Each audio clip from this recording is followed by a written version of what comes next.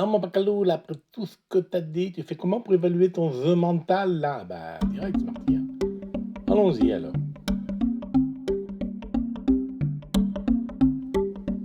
Nous avons vu la fois dernière comment s'entraîner au mental, hein, de manière ludique pendant les parcours d'entraînement. Alors ces exercices pour la gestion du stress, ça permet de se mettre dans les conditions du stress total et d'apprendre à réagir à ça, mais aussi de se mettre dans des conditions d'absence totale de stress et voir comment profiter de ces parcours. Mais pour progresser, évidemment, il faut noter et regarder les tendances. Alors la manière la plus simple, selon moi, c'est de se tenir à un journal de bord. Et plutôt que de simplement se souvenir d'un bon coup ou d'un mauvais, eh bien ce tableau de bord, ce journal de bord va me permettre d'analyser objectivement mes performances et mes émotions lors de la post-routine RIT, en transformant ainsi chaque partie en une sorte d'opportunité d'apprentissage. Et comment tu obtiens ton truc de performance mentale là, mon pacalo? Eh bien c'est simple, je note classiquement mon score déjà. Alors, première valeur, le nombre de coups, en plus ou moins du par, bien sûr, hein, pour calculer l'index, mais aussi les fairways touchés, car le but de la mise en jeu, comme le dit très bien René Poupard sur coursdegolf.net, c'est que la balle soit en jeu. Les greens en régulation, ça permet de voir si la longueur de mes clubs est suffisante pour arriver, par exemple sur un par 5 en 3 coups. Sinon, ça veut dire qu'il faut que je pense à une stratégie de bogey et jouer encore plus tranquillement, et puis continuer de m'entraîner sur le long chemin du swing équilibré naturel qui permet d'allonger ses coups. Et puis le nombre de putts, bien sûr, parce que chacun sait qu'il ne faut jamais dépasser 2, voire même en moyenne être en dessous de 2.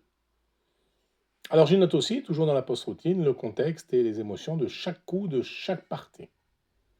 Est-ce que c'était un coup d'un moment clé, un coup décisif, qu'il soit bon ou mauvais le résultat? C'est souvent là que mon mental est le plus mis à l'épreuve, soit parce que c'est un moment clé avec un très bon coup et ça peut me penser meilleur que je suis, soit ça peut être un coup décisif que je rate et là ça peut m'énerver. Alors du coup, le deuxième point, c'est les pensées, les émotions, avant, pendant et après les coups, pendant toute la routine en fait. Étais-je trop confiant? Étais-je déjà trop stressé, frustré, peut-être déjà en colère même?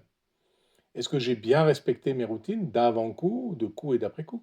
Si je ne l'ai pas fait, pourquoi? Par exemple, j'étais pressé et j'ai pas joué ma routine. Peut-être qu'un joueur m'a fait la pression. Je ne devrais pas, mais j'ai peut-être joué trop vite. Peut-être que j'étais distrait par un partenaire. Et puis, dernier point, ai-je bien déroulé toute ma post-routine RIT? Parce qu'il ne suffit pas de jouer le coup, après, pour pouvoir analyser tout ça, il faut bien réfléchir et écrire dans le carnet tout ce qu'on a fait. C'est 3 heures de saisie, ça mon pacalo. Mais non, mais non. C'est fait sous forme de checklist, comme ici, ça ne prend que 10 secondes max. Avec l'habitude, justement, ça va très très vite. Et t'en fais quoi de toutes ces informations? J'analyse à froid à la maison, ce parti. Je prends peut-être une dizaine de minutes après chaque partie pour lire mes notes, puis je vais chercher des tendances qui se répètent, hein, Alors, par exemple, y a-t-il un type de coup qui me rend systématiquement nerveux? Un putt de 2 mètres, par exemple, ou alors un drive sur un trou très étroit? Ça veut dire qu'il va me falloir aller travailler ces coups au practice, clairement.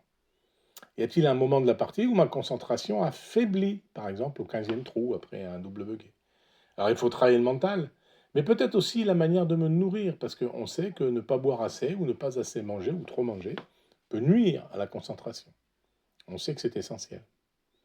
Puis j'essaye surtout de connecter les émotions avec les résultats obtenus. Si par exemple j'ai noté que j'étais en colère après un mauvais coup, est-ce que le coup suivant il est bon ou mauvais? Si au contraire j'étais très confiant parce que je viens de réussir un très bon coup, est-ce que le résultat suivant a été bon ou mauvais? Et tout cela pour m'aider à définir des plans d'action. Mon objectif est de trouver des solutions pour améliorer ma régularité golfique. Le golf est un jeu de régularité. Pour chaque problème identifié, je me propose à moi-même un plan d'action pour les entraînements à venir et aussi les prochains parcours. Par exemple, si je me sens frustré, bien faire ma routine de respiration avant le prochain coup. Ou bien, si sur les peu de cours, j'ai du mal à bien visualiser, je me force à bien me concentrer avec une visualisation plus détaillée, comment la balle roule, comment la balle tombe, de quel côté elle tombe. Le journal de bord, du coup, c'est pas un simple carnet de notes pour moi, hein. C'est vraiment un outil d'apprentissage pour développer mon intelligence émotionnelle, bien sûr, et ma résilience sur le parcours. Ça va me permettre de transformer mes échecs en leçons et les succès en modèles à reproduire.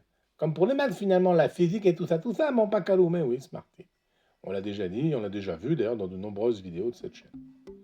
Alors, rendez-vous lors de la prochaine vignette pour clore cette mini-série sur les fondamentaux d'un mental fort appliqué au golf. Et on va voir 3 points clés qui permettent de résumer tout ça. Des hâtes, mon pacalo, des hâtes.